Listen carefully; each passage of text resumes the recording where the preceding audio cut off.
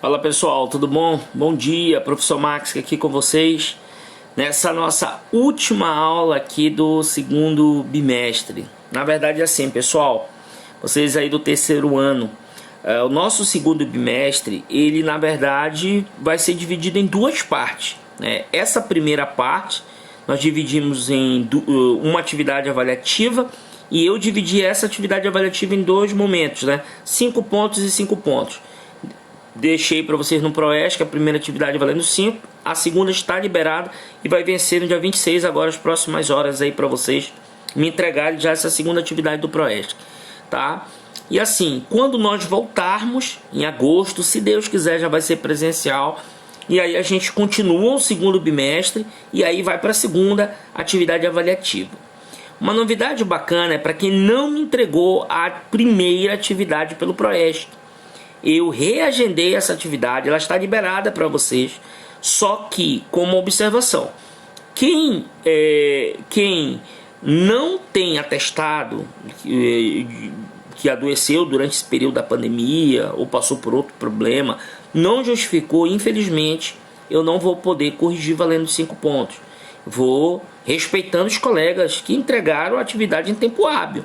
Então, vai valer 4 pontos. Aqueles que têm algum atestado, que passaram por algum problema, comunicaram a coordenação da escola, a direção da escola, porque até mim não chegou nenhuma informação, né?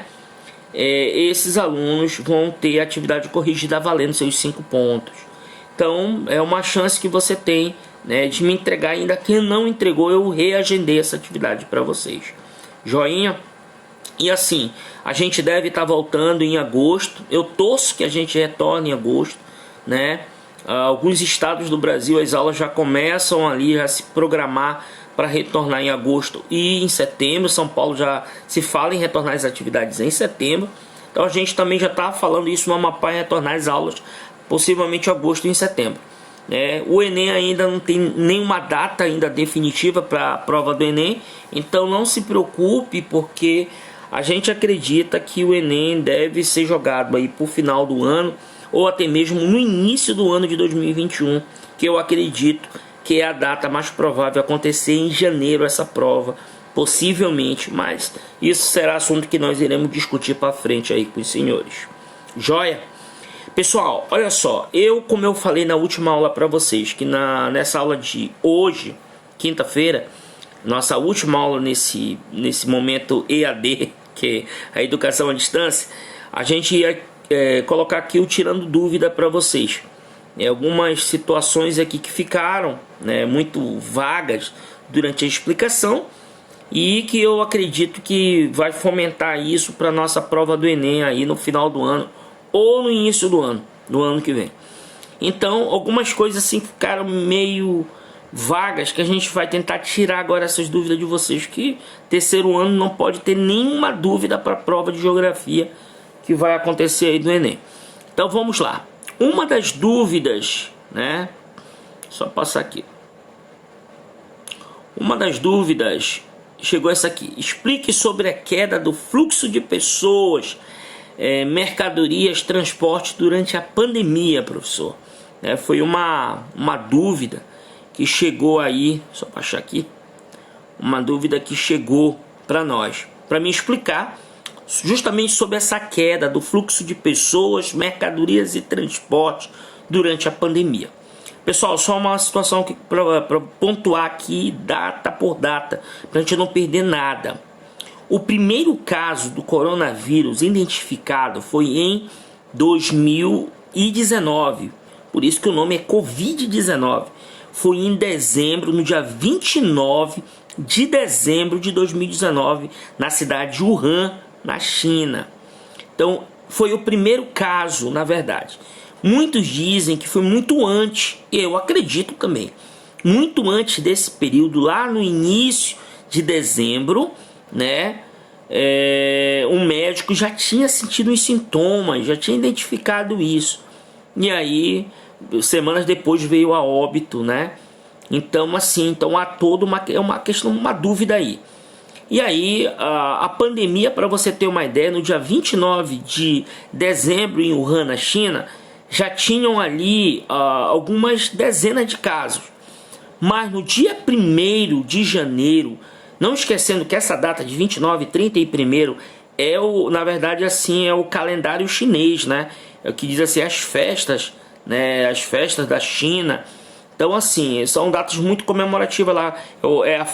Na verdade, assim, é um aniversário chinês, né? Então, no dia 1º de janeiro de 2020, para você ter uma ideia, já tinham mais de 100 pessoas contaminadas em Wuhan. Então, a notícia assim, foi muito rápido, a velocidade que o vírus se expandiu. Então, o vírus foi, e aí o vírus foi migrando em direção à Europa, né? E nesse primeiro momento, é importante tu saber que era inverno na Europa, né? Frio, temperaturas abaixo de zero. E aí o que aconteceu? Muitas pessoas pensavam que era um pequeno resfriado. E aí não levaram a sério. E aí mantiveram ali o contato social. E aí a pandemia foi se alastrando, né? Então algumas cidades, por exemplo, turísticas e muito movimentadas nesse período, aí no início do ano 2020. Por isso que a Itália sofreu muito. A própria Espanha, França, Inglaterra sofreram muito. É interessante também tu saber que Wuhan, onde foi o epicentro da pandemia, é uma das cidades mais populosas da China. A China ali ela tem mais de 20 províncias, né? São 24 províncias aproximadamente do território chinês. Então a cidade de Wuhan, ela tem 12 milhões, são 11 milhões e quase 12 milhões de habitantes, né? Fica ali na província de Hubei, que tem mais de 50 milhões de habitantes, para você ter uma ideia. Então, Wuhan tem aeroporto internacional.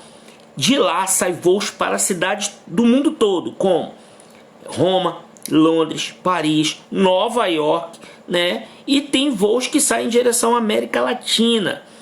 Então, o aeroporto de Wuhan foi a saída do vírus para o mundo todo, né? E ali também em Wuhan tem o rio Yangtze, que você já estudou, né? Ali tem portos gigantescos, porque a cidade de Wuhan ela tem assim filiais de grandes empresas no mundo todo. Exemplo, General Electric está lá dentro da cidade de Wuhan, Nike está dentro da cidade de Wuhan. Então são portos o porto de Wuhan ele é gigantesco e de lá saem navios cargueiros para o mundo todo também, carregados de produtos. Então a cidade é uma cidade muito grande, é uma cidade localizada de forma estratégica. Então a pandemia, a velocidade da pandemia foi algo impressionante. E aí, devido ao fluxo de pessoas, o fluxo da globalização, essas pessoas, mercadorias contaminadas saíram de Wuhan. E aí chegaram no mundo todo. Então, na verdade, assim, o que aconteceu? Quando a OMS começa a identificar os casos do coronavírus, né, que é o Covid, que é conhecido como SARS-CoV-2, dentro de Wuhan, ela coloca um alerta, primeiro um alerta amarelo, né, que é atenção para o mundo todo, que um vírus letal está dentro da China. E depois ela acionou o estado de pandemia, que é o alerta vermelho, que é uma coisa interessante, porque o carnaval no Brasil, ele foi ali naquele período do dia 22, né, até o dia 26. Muitos dizem que o primeiro caso do coronavírus no Brasil chegou no dia 23, né, ali no período do carnaval. Dia 23 de janeiro, muitos dizem que foi quando o coronavírus chegou no Brasil, antes do carnaval. E aí, durante a pandemia, tinha gente já infectada. Mas isso são algumas especulações. Mas o certo é que em março, no dia 15 de março, a OMS decreta pandemia. E quando ela decretou uma pandemia dentro da China, que é um dos países mais populosos do mundo, mais de 1 bilhão e aproximadamente 400 milhões de habitantes, e aí veio o que nós menos esperávamos, o fechamento praticamente de vários países do mundo. Então, com relação a isso aqui, explique sobre a queda do fluxo de pessoas, né? Está associada à pandemia, porque quando se decreta a pandemia, a OMS, quando ela decretou, né, os países começaram a se fechar. E alguns países ainda demoraram para criar esse processo, que foi o caso da Itália. Por isso que a Itália foi assim algo terrível, né? A Itália foi quase que varrida do mapa pela pandemia, porque no topo da pandemia ela mantinha-se ainda aberta para o turismo, e é uma população, para te ter uma ideia, que mais de 27% da população italiana é idosa, são pessoas que estão acima dos 60 anos. Então os países europeus têm pessoas idosas, assim, acima dos 60, tem muita gente idosa. Países que estão acima dos 30% de pessoas idosas, 33% da população é idosa. A Itália tem quase 60 milhões de habitantes. E aí, para você ter uma ideia, você ter 27% a 30% da população idosa é muita gente. Então o vírus, ele procurava essas pessoas assim, atacava de forma mais intensa idosos, diabéticos, pessoas cardíacas e outras, né, outras doenças. Então esse fluxo foi diminuindo. Então, consequentemente, a China, que é um mercado gigantesco, né, hoje é o maior mercado de exportação do mundo, sofreu com a pandemia também, porque hoje grande parte dos produtos do mundo, mais de 30%, para você 33% dos produtos hoje nos mercados mundiais são chineses. Então a China se fechou também, né? A cidade de Wuhan, a capital da China, né, Pequim, e aí a cidade de Xangai também foram afetadas pela pandemia, né? São cidades muito gigantescas. Xangai aí é uma cidade monstruosa com mais de 24 milhões de habitantes, para vocês terem uma ideia. Então foram cidades assim que foram muito atingidas. Aí a pandemia se espalhou para outros países, chegou no Japão, onde tem Tóquio com 36 milhões de habitantes, né? Então foram espalhando ali, chegou na Europa e entrou nos Estados Unidos, e vocês estão acompanhando a letalidade que a doença chegou nos Estados Unidos, que até agora é o país que mais tem um número de pessoas infectadas e número de pessoas que morreram. E o Brasil veio nessa onda, né? O Brasil veio porque realmente a questão do Brasil foi o tempo, né? O governo tomou medidas muito tardias, muitas pessoas não respeitaram a quarentena, e aí esse fluxo de pessoas no Brasil não foi o mesmo que a gente acompanhou em alguns países europeus, né? Alguns países, por exemplo, como a Coreia do Sul, que fechou quase que 100%, então isolou as pessoas ali dentro, o vírus parou de circular, quem estava infectado eles isolaram para o tratamento, e assim foi. Tá beleza? Então é mais ou menos isso. Essa queda do fluxo de pessoas, de mercadoria, de transporte, produção mundial em queda, né? Os voos internacionais em queda, os voos locais em queda.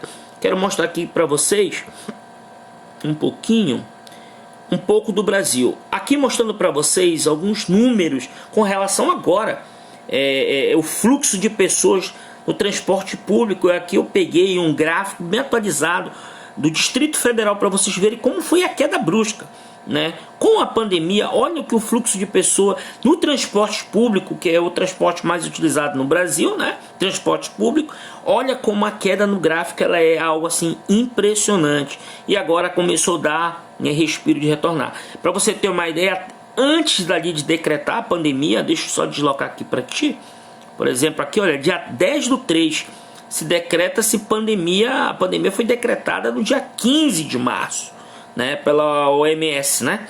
Então você tinha aqui uma movimentação em milhões de pessoas muito grande no transporte público do Distrito Federal. Do nada percebo o gráfico, olha só a queda gigantesca, né, pessoas utilizando o transporte público, né? E aqui o Brasil já começa, olha só, no dia 14 de abril, né, você já tem aí, foi o auge, né, da pandemia, o pico da pandemia do Distrito Federal. Você já tem uma queda de pessoas utilizando o transporte público muito grande.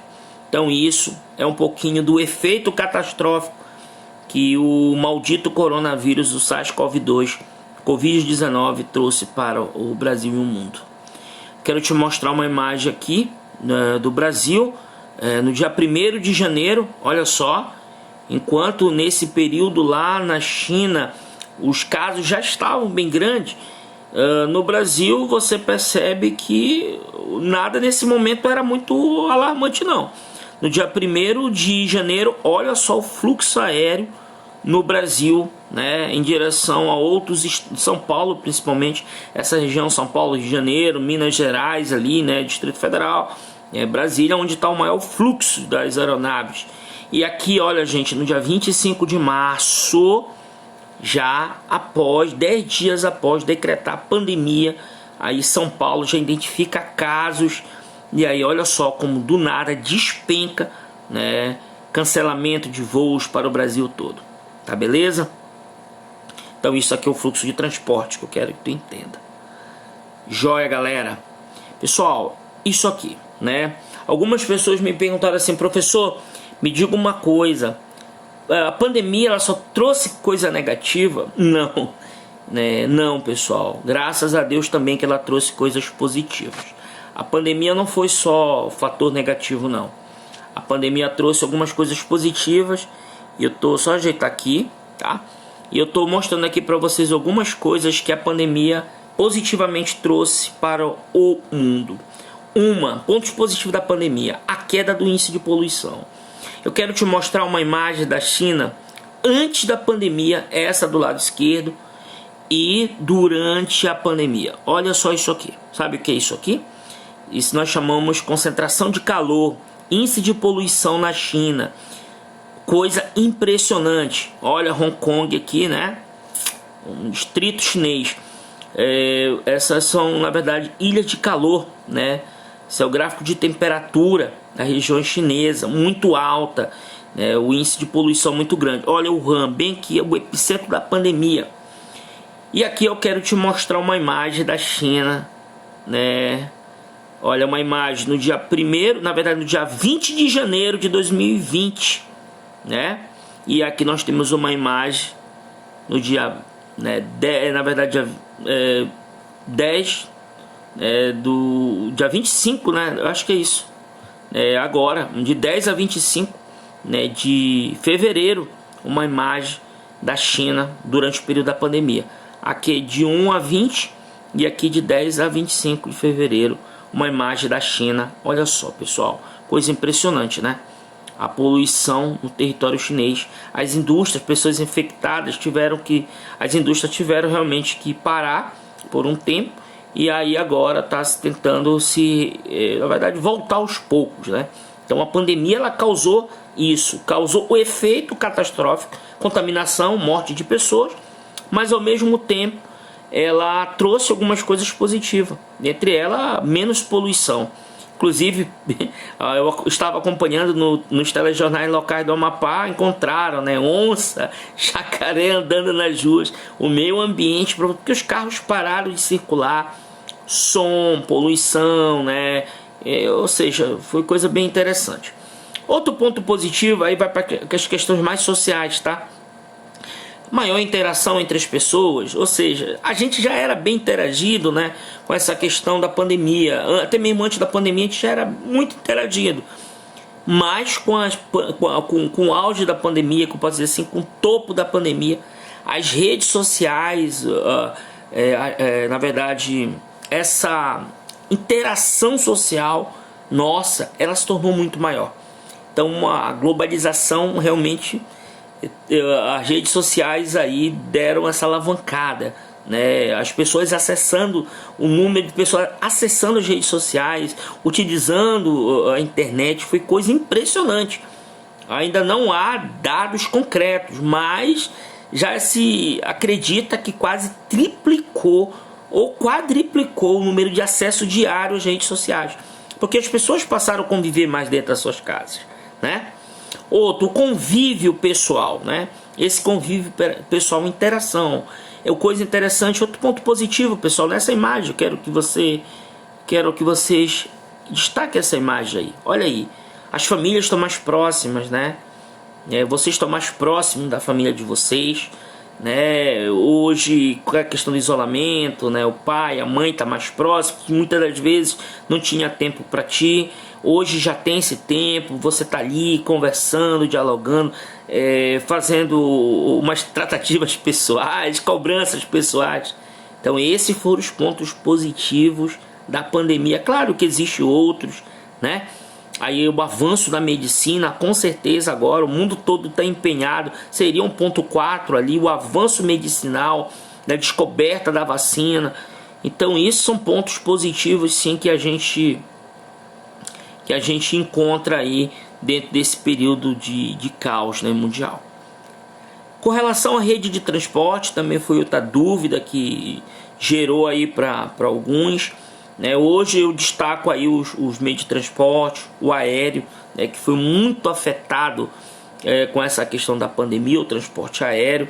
E no Brasil esse transporte aéreo também está muito afetado, por exemplo, voos para Macapá somente um dia por semana. O transporte marítimo no Brasil, praticamente as atividades continuaram. Foi o transporte que na verdade que sofreu o menos impacto, foi o transporte marítimo e rodoviário, porque querendo ou não, a movimentação de carga nesses transportes, elas não reduziram. Se reduziram, foram poucas, porque o mundo também precisa, né? Então hoje a maioria dos produtos são transportados via as rotas marítimas. Então os navios cargueiros não pararam, o fluxo diminuiu-se um pouco, mas não reduziu tanto. O transporte terrestre no Brasil é onde leva os produtos de uma região para outra. Muito cuidado com isso na prova do Enem esse ano. Com relação, pessoal, ao sistema financeiro, foi outra dúvida que chegou para nós. Já mudando um pouquinho de assunto aí, saindo dessa questão do coronavírus, mas com relação ao sistema financeiro. Pessoal, nós explicamos aqui que o sistema financeiro ele está dividido entre capital especulativo, né, e o capital produtivo. O capital especulativo é aquele que fica restrito, como eu já citei aqui, ao mercado financeiro. Eu destaco aqui, olha, é aquele que você quer um retorno a curto prazo, né? É um investimento vulnerável. Hoje, por exemplo, investir em ações das grandes empresas multinacionais. Você pega ali um recurso, quer comprar, por exemplo, ações dessas empresas aqui, que hoje estão dentro das bolsas de valores. Eu quero investir aqui, professor, eu quero comprar ações da Netflix. Você contrata uma empresa especializada, você vai na internet, coloca lá, quero comprar ações, como faço? O Google vai te dar a resposta. Vai aparecer lá várias empresas que trabalham com isso. E aí você faz o investimento inicial, você compra essas ações, né? E aí você vai participar do chamado capital especulativo. Possa que você ganhe com as ações em alta. Não te aconselho de fazer isso agora, devido à questão da pandemia, mas futuramente dá para te fazer esse investimento. Só que é um capital de risco. Possa que amanhã você ganhe no outro dia, mas a partir daí você começa a perder. Então o teu investimento que tu fez, tu tende a perder todo, por isso que é um capital perigoso. Já o capital produtivo é aquele que você tem um retorno a longo prazo. Ou seja, o investidor, como eu cito aí, deixa o dinheiro rendendo, né? É mais seguro. Exemplo, quando você faz investimento numa empresa. Você abre uma empresa para você e ali, por exemplo, uma empresa hoje, muito seria interessante trabalhar essa questão de mídias sociais, né? Como a imagem mostra aí, né? Você cria uma empresa ali de consultoria, mídias sociais, propaganda, marketing, né? E aí você faz um investimento ali que não é pouco, investe um valor alto, só que esse retorno você vai ter, só que ele não é imediato, ele é a longo prazo, porque você tem aí o investimento que você fez, você tem folha de pagamento de funcionário, você tem energia, você tem, por exemplo, se não for prédio, um prédio seu, vai pagar aluguel. Então, ou seja, o retorno sempre está a mais de 5, 6, 7 anos para frente. Então esse é capital produtivo. O especulativo, você investe querendo ter um retorno rápido, só que ele é perigoso, é vulnerável. Só que o capital produtivo não. O capital produtivo ele é inverso. Você ali, o capital produtivo, você faz um investimento, abre uma empresa e dessa empresa aí você pode ter lucro, só que ele vai demorar um pouquinho, mas não se preocupe que é seguro. Tá bacana? Vamos lá. Outra dúvida foi com relação aos paraísos fiscais, né? Com relação aos paraísos fiscais. Professor, o que é paraíso fiscal? Paraísos fiscais são locais onde recebem investimentos e não querem saber de onde vem teu dinheiro. Ou seja, a maioria dos paraísos fiscais estão relacionados a investimentos duvidosos. Ou seja, são países que recebem o recurso e muitas das vezes sabe que esse teu dinheiro que está investindo lá, ele é de uma falcatrua. Por quê? Cada país tem sua legislação. E eu estou te mostrando aqui no mundo alguns países, né, que são famosos em fazer isso. Aqui próximo da gente, nós temos alguns países do Brasil.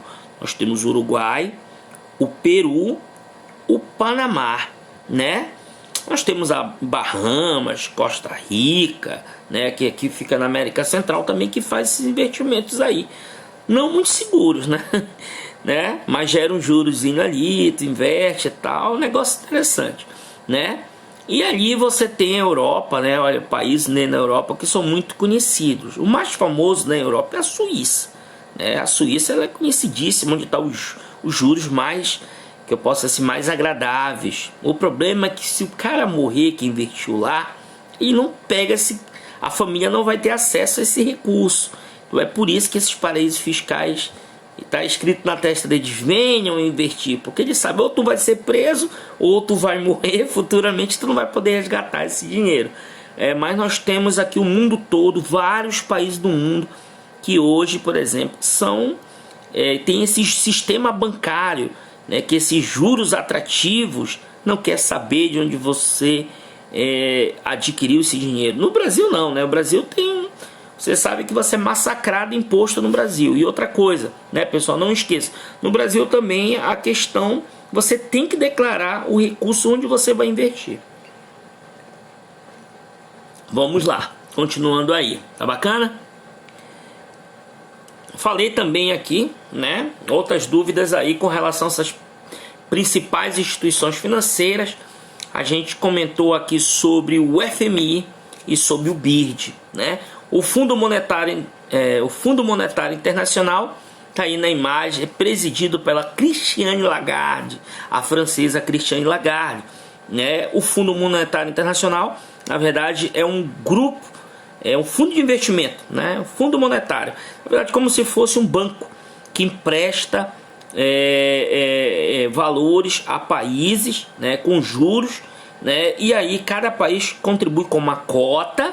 O Brasil tem uma cota dentro do FMI, e aí se o Brasil precisar do banco, ele empresta para o Brasil, e aí esse investimento na verdade esse recurso, esse fundo que ele emprestou, ele parcela aí de mais de 80 vezes, anos e anos para te pagar com pequenas parcelas.